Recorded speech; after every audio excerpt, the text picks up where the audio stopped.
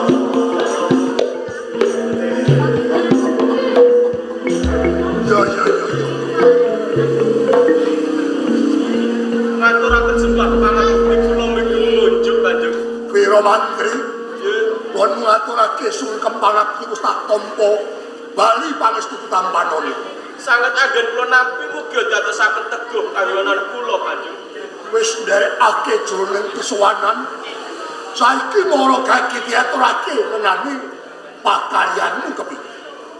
Pareng matur duh Kanjeng, sekawit kula sampun nampi dawuh panjenengan, anggen kula nawiti sedaya pisanan prajurit. Iya. Ing dinten menika sampun pepak ander. Setunggal pokok setunggal boten wonten prajurit ingkang wonten nggunakaken kursi palenggan. Bagus yen kaya ngono Wiromang. Boten Sodron. Boten Sodron. Dawuh kula Kanjeng. Jang kepipisuwanan agung. Aku mbutuhake dongamu kepiye Boten Sodron? Nggih.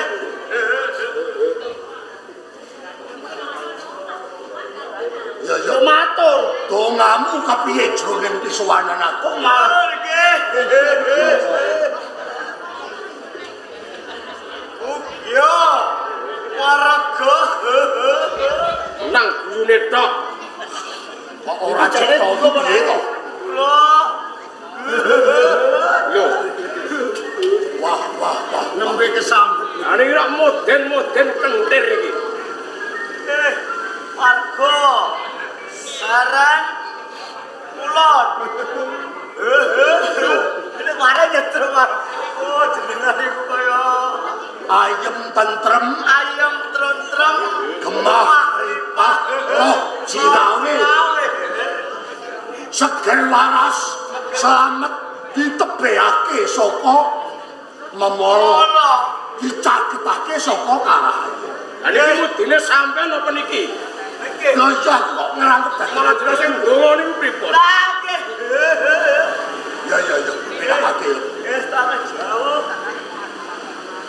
lan jliramu prajurit kablok Jawab kula. tapal wates kadiwaten kepiye Nggih Kanjeng. Anggen kula jagi tapel wates.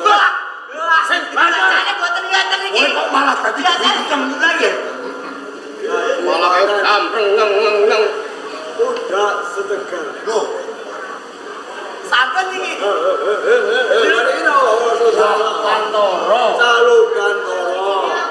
Dinten sapunika boten wonten tamu saking Panconco Negari.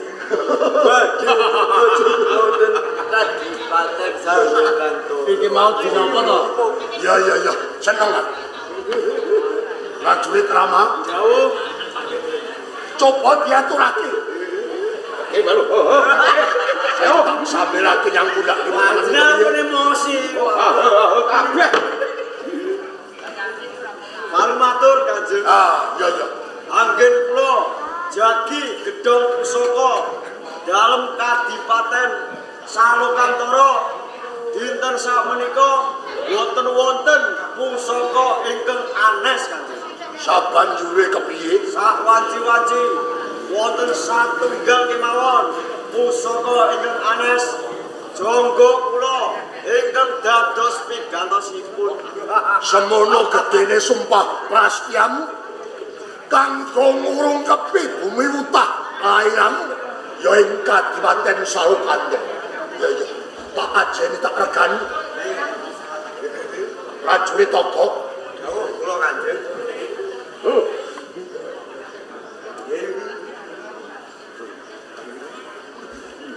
coba saiki diaturake ngenani pakaryan tanggung jawabmu kepiye Matur rupat pangapunten ingkang kathah.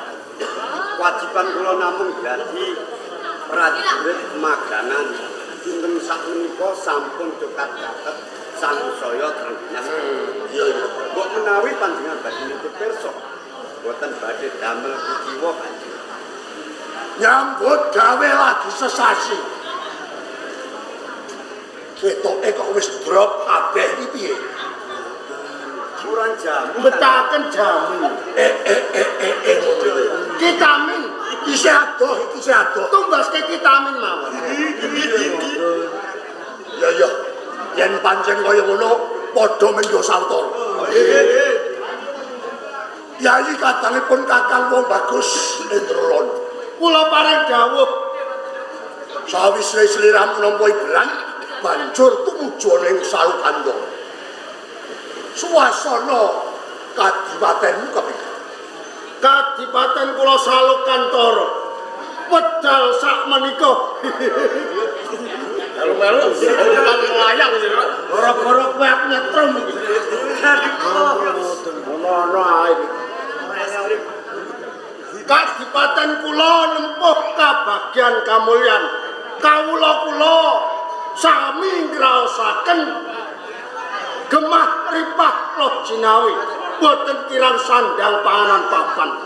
ngono syukur jemur atiku mongkok atiku seneng coba sawangen miyagane pepak condong raos ana wiraswara Pak Parno sindene Nyai Tantinah Nyai Sunyahmi yoga pepak. Oh, seneng hatiku loro warang. Kadipatenmu kepiye Trajumas Nyai? Boten benten kalih kadipaten Salokantara. Trajumas kencar-kencar. Salaminipun kula jeneng dipati wonten ing Trajumas. Kawula sami ngrasaken tentrem ayem, gemah ripah loh sinawe, murah sandang pangan lan papan. Kaya ngono.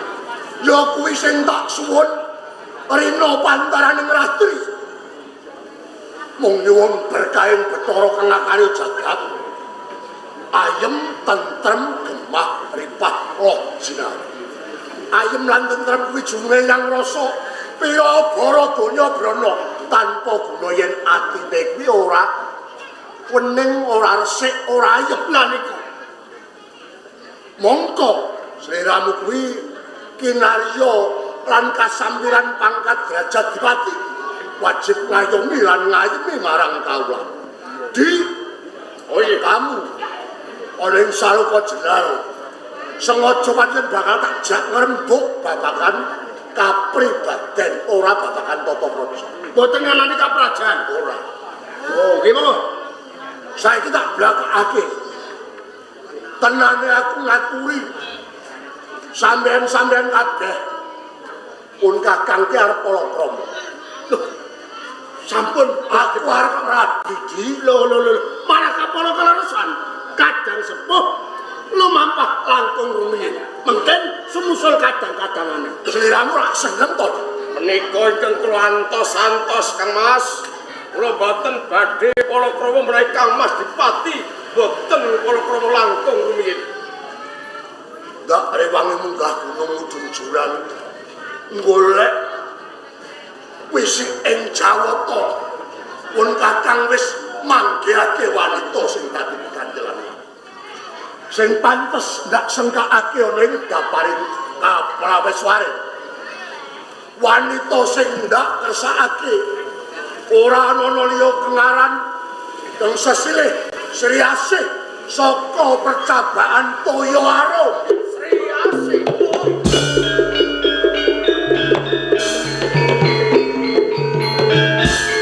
Dalam sawu Kang Mas. Ngoten niku nggih teges boten pas ngendikanipun. Kok ora pas kepiye? Lho nggih kemawon. Monggo nggihipun kepengin palakrama. Mendhet salah satunggale wanita badhe pun sengkaken ngaluhur wonten ing Kadipaten Saloka. Bener. Ning mbok nggih ampun nyemu dhateng pun kadang. Nyemu batos kula. Pun kakang kowe ora duweni sejo midak rasamu apa meneh nyemu. Nggih kemawon. Sak samunipun Kang Mas Dipati Hendra Baskara menika ngendikaken wanita ingkang dipun tresnani boten wonten sanes Sri Asih saking Toya Arum. Kamangka Sri Asih saking Toya Arum menika katresnan kula. Kula kok kepengin anggarwa Sri Asih. Ya Sri Asih.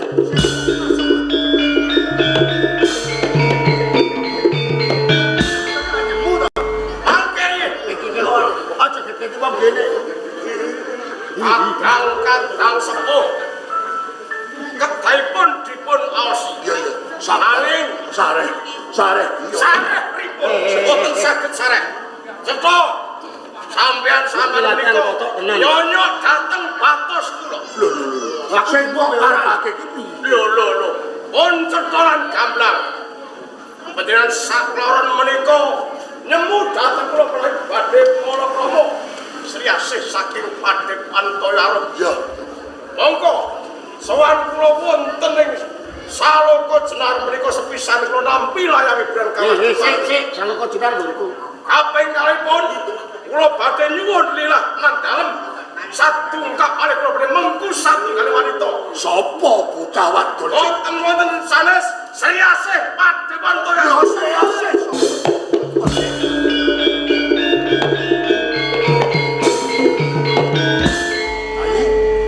Aku sing pernah tuwa. Iki ame dong apa? Sliramu jejering tamu Iki ame dong apa iki? ana ing Kadipaten Saloka Jenar. Kula tak jaluk pun kakang sing daud kuwe dhisik. Kowe aja nganti ganggu gawe gremo dadi penderek pengalaman. Kacek sakon nek ora sriyase, ora rapi selawas. Ora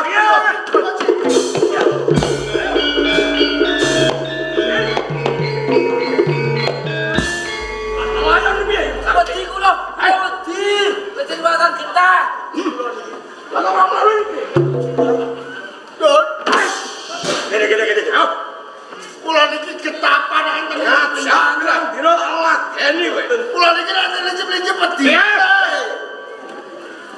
Niki jane krebut napa? Jane krebut napa? iki calon prawes pari. Lho, ora teges aku budek. Ora mung yai aku gong pengen kesrias. Ayo, nek carane aja nganggo lincip-lincip. Lah carane kepiye? carane piye, Jan? Dirembuk.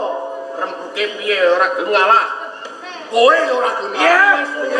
Wis.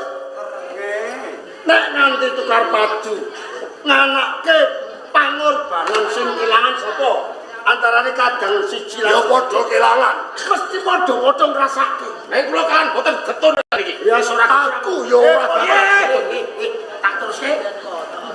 Ayo aku balik lho. Ngene. Ngeten gak, Mas? Iya, Adem kabejan kemawon.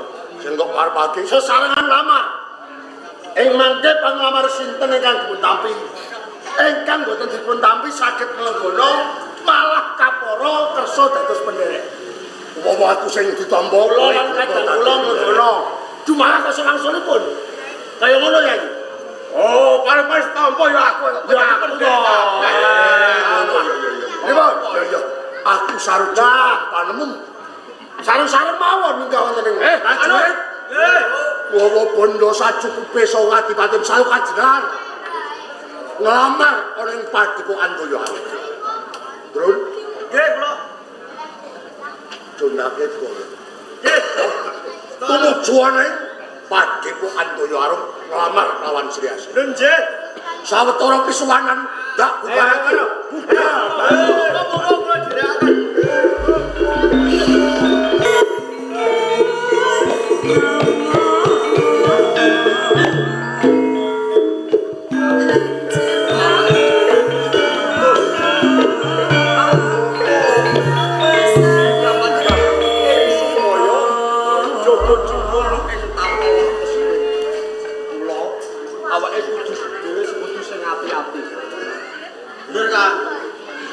bareng-bareng kan. Nek ana pawongan arep mlebu ana ing padepokan Toyo Arum aja diparengaken mlebu ya.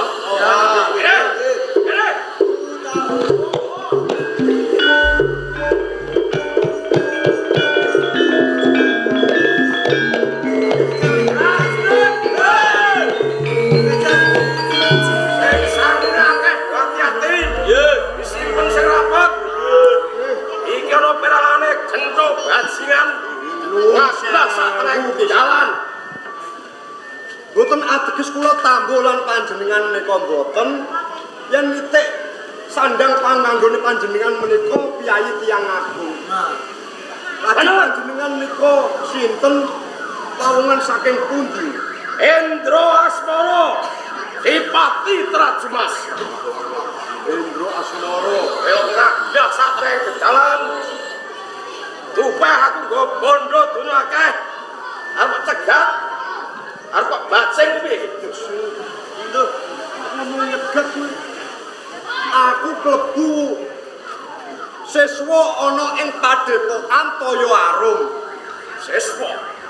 Nanti panjenengan menika tumuju ana ing padepokan Toyo Arum mriki, tenane ana kawigaten apa? Ana wigati. Nek pancen bener-bener siswa ing padepokan Toyo Arum. Apa bener padepokan Toyo Arum ana bocah wadon sing jeneng Siasih? Leres. Ana? Bener? Ayo.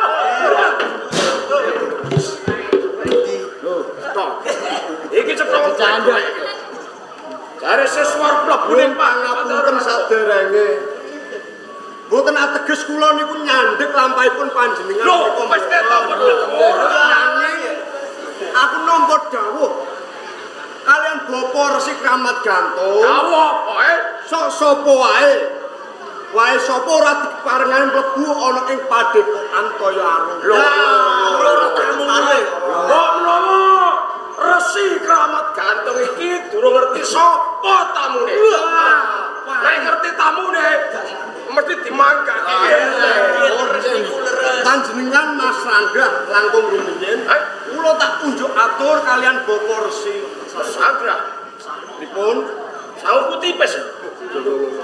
Sagra iki ragat lho. Makane wong-wong iki ra sik. Apa kowe joli? Mangkene panjenengan mlebet wonten ing Toya Arum kula mengke sing kena duka. Mula panjenengan kula aturi Mas Rangga. Kula badhe unjuk atur kalian Bapak Resi Kramat Gantung. Suwen. Repot. Wong mlaku wit kok Raju Mas teko padepokan Toya Arum siken putih muda. Sagra mesagra piye? Tron. Wong model kaya ngene iki aku sapa? Nah, Kowe sing iso nyerateni jajal. nggih. Entuk mlebu apa ora? Ora. Ora lagi.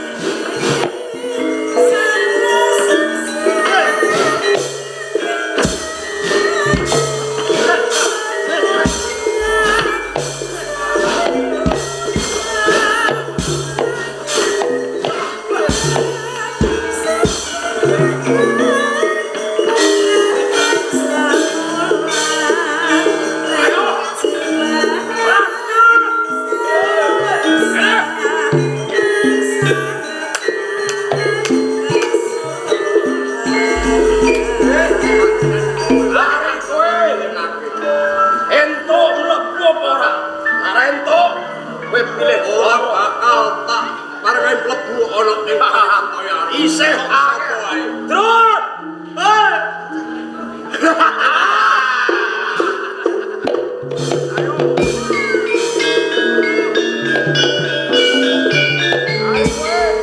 Ora entuk mlebak cukel matamu. Pun kados wonten kula pripun? Lah kok pripun saged obah? Colke. Lho, Ora iso. enak kowe acono. Ayo mriki kowe. Ayo, udone ora nggone. Monggo kula dudake. Ah!